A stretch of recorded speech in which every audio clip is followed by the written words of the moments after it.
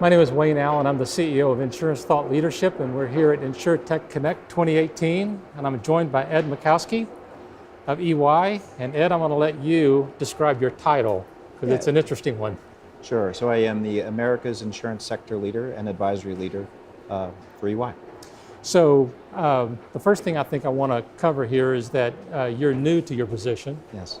And you're following what I consider to be a little bit of a legend, Dave Hollander. So can you talk about what Dave has meant to EY?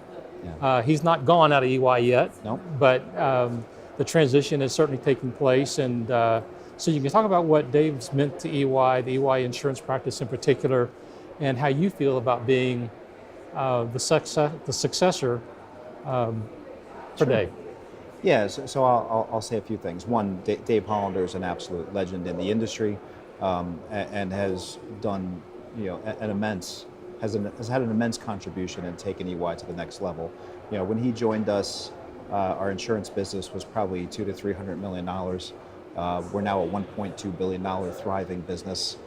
We had pretty good capabilities when he came in, but he walked in with a Rolodex and a series of networks, both at the client and in the consulting business, that just took us to the next level. So it's been really amazing run. I've had the honor of working with him for the last 8 years. Right. And I'm still working with him. I work for him. He's our global leader. Yeah. He'll be doing that for at least the next year. And it's been a great run under his leadership.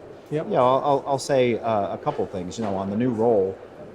It wasn't Dave Hollander's decision. No one partner. We're a partnership. We're not a public company. No one partner makes the decision on who takes a replacement. And so, what's even more humbling to me is the soundings process that our firm went through to select me as the new leader. They interviewed 20 to 30 partners, all of whom report to Dave, to say, who do you want to lead the business? And a lot of the folks that Dave brought in voted for me and said, I'd like to work for Ed. So that is very humbling, and I'm honored to take on this new job at EY. Well, that speaks volumes for you. It also speaks volumes for Dave. Yeah. And so I think I join you in our admiration for Dave as a professional, as a human being, and as a leader. Just unbelievable. So with the good of getting to follow a guy like that comes the little bit of a challenge, right? Because under Dave's leadership, the insurance practice, as you noted, has really grown. I believe that in 2017, you guys marked 32, 33, 34% growth in the practice. 38%. 38%. Sorry for being short. That's all right. But then you got to keep it going in 2018, and then 2019, it's your baby. Yeah. So what's the plan? How do you measure that and keep going? Yeah. So look, for the first quarter, we're up 20% year over year. I mean, we're sitting at this phenomenal conference at InsurTech, and somehow, only 3 years in, they have 6,000 people that have, come here to Las Vegas to talk about the complexities of the insurance industry.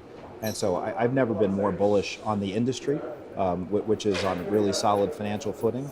And I've never been more bullish on our own growth prospects in serving this industry. You have so much complexity in the market that we are so well positioned to serve. Companies have to decide, do they modernize, do they not? They all have to do something around digital transformation, right, which is a place that we play in. And by the way, we're pretty good at the regulatory environment. We're pretty good at tax. Right. So all the complexities that surround these large-scale transformations, we can help companies keep out of trouble with things like privacy regulations, GDPR. So we have, the industry has so many challenges that we're going to grow off the mere fact that we're going to be serving our clients' most important challenges. Right. Yeah. So as the landscape of the industry begins to shift and change, and you guys are perfectly situated to kind of approach each one of those, particularly, talk to us about the vision and the mission of EY and how it fits into that, right? Because I think sometimes people assume what that is, or they just they don't know. So give us a little bit about the vision mission. Yeah. So look, we have a very simple purpose and mission, and we spend a lot of time talking about it, making sure that we set the right tone at the top. Our overall mission and purpose is to work with our clients to solve complex challenges. We want to be the firm that our clients go to and they think about to say, wow, I really have something tough to navigate, and I want a firm that thinks more about my agenda than their own, and that helps us solve and work through all this complexity. And needless to say, the insurance sector is working through a lot of complexity. Right. So I happen to know a lot of people on your team in your insurance practice, right? And I know their technical capacity, but talk about some of your competitive advantages, maybe the lab that you guys have out in the West Coast, and some of the other unique things that EY does for yourselves and for your clients that unique and kind of gives you that edge. Yeah, well, sure. Well, we have our core competency, so we still do audits. We still do a lot of tax work. Yeah. We get involved in complex transactions. But then on the advisory front, we have invested heavily in the innovation agenda. So you highlighted some of our we call them our wave space centers, where we bring sort of senior executive teams as well as IT teams and business teams, into a really incredible environment where we help them accelerate, innovate, and move faster. So we're really proud of some of the capabilities we've brought to the table. Part of it is innovation as service. Some of it is just we feed into the types of things that we do. We get our clients off site and we help them innovate. I mean, that's a big part of what we do. And then we also have very large businesses around the transformation agenda. So digital transformation. We are implementing new policy systems, new underwriting systems, new claim systems. Both on the property casualty as well as the life side. And I can't leave out our, we're the second largest actuarial firm in the world. So we're very good at... Turns out you have a little capacity. Yeah, well, we have a very good, no capacity. We're sold out. We can't find enough insurance. I guess, maybe. We can't get enough insurance accountants and actuaries these days. It's a very high area of demand. Yeah. And we're the second largest in the world. Yeah, awesome. So when it comes to transformation or innovation and stuff like that, what we bump into, and we actually did a survey with the institutes a couple of 3 months ago, and turns out that a large number, 67% of the incumbents surveyed identified legacy IT systems as kind of the number one inhibitor as to why they don't innovate or can't innovate or have trouble doing that. And number two being culture. Right. Can you speak to that kind of finding? Well, I think that's spot on. Look, insurance companies, and there's a lot of them in the U.S. A lot of them have, sort of taken the leap, and they've modernized, core IT systems. A number just haven't, and they've kicked the can down the road. Some are waiting for a better mousetrap. Some are waiting for, well, geez, can I just keep what I have in place because it's too expensive and I can't justify the business case to do it. So let me build platforms that are customer facing on top of it. But in the end, if I sit here 15 years from now and companies are still sitting on old legacy systems that are really hard to work, and you got to find Fred in the back room who's now 80 years old and still knows how to program COBOL, you're kind of... It's true, though. At some point, and it is true. We have the mid-market clients often say, I have to modernize because no one else remembers how to use my system. So it's a driving force for our business, and it's a real problem that the sector has that they're going to continue to grapple with, that we're well positioned to help with. Right. Yeah, it turns out you guys have immense competency to do all the full spectrum of services. This may get cut out, but I'm dying to ask the question. Okay. So I'll ask it anyway. Sometimes when it comes to innovation, carriers or executives in carrier will make a decision with respect to a path or an insurtech or a technology or something. And it turns out to be not the right decision, but they're committed to it. Yeah. They feel like they can't say, hey, time out, wrong deal, we're going to go that way. Yeah.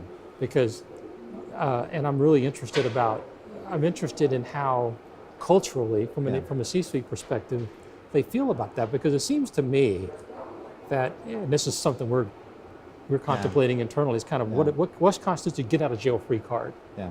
That, hey, you know what, you did the best you could, you had the data you had, you made a decision about something nobody else is making a decision about, right?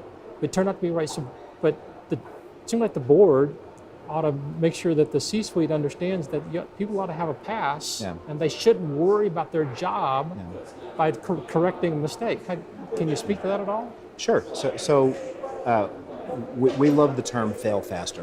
What you just described, whether it's banking, insurance, across financial services, you won't find an executive in the insurance industry that puts in their goals for the annual year. I'm going to hit this ROE, I'm going to hit this TER, I'm going to deliver these things. None of them say, I'm going to learn how to fail faster. Exactly. Okay, which is it's not culturally acceptable. Right. However, that's exactly what we've been advocating to our clients, is that, look, you have to place bets. I mean, every one of our big clients has a big portfolio of strategic spend, and they are going to have to place a number of bets on things that they're not so sure about. But then they also need to be able to admit that I have to fail faster when I realize it's not going to pan out. Or, sometimes they'll buy a capability that they have no intention of scaling or using or integrating, but they learn from it, and then they embed that into their business. Right. So there's, in this environment of complexity, you're going to have to keep doing these things, and hopefully the boards and the C-suite will give a little bit more tolerance, because I mean, there's going to be a lot of mistakes that keep getting made in where we are. I mean, if there's 6,000 insurtechs, I mean, how many of them are going to survive? And so if the industry buys out half of them, 3,000 are not going to survive either. So there's this notion of innovating at the speed of reason, right? Exactly. You don't hit it out of the park every time. So everybody has to understand that, if we don't take a chance, you're never going to get there. Hey, we're in Las Vegas, so you need to place a bet. I mean, you need to bet on something that you believe in. Or you're not going to win, right? Or you're not going to win, or you're not going to improve your capabilities. Right. And so, it's Super we talk awesome. about that a lot. Ed Majkowski, good luck in the future. It's great. EY's lucky to have you to lead them. Thank you very much. All right, thank you. Thanks.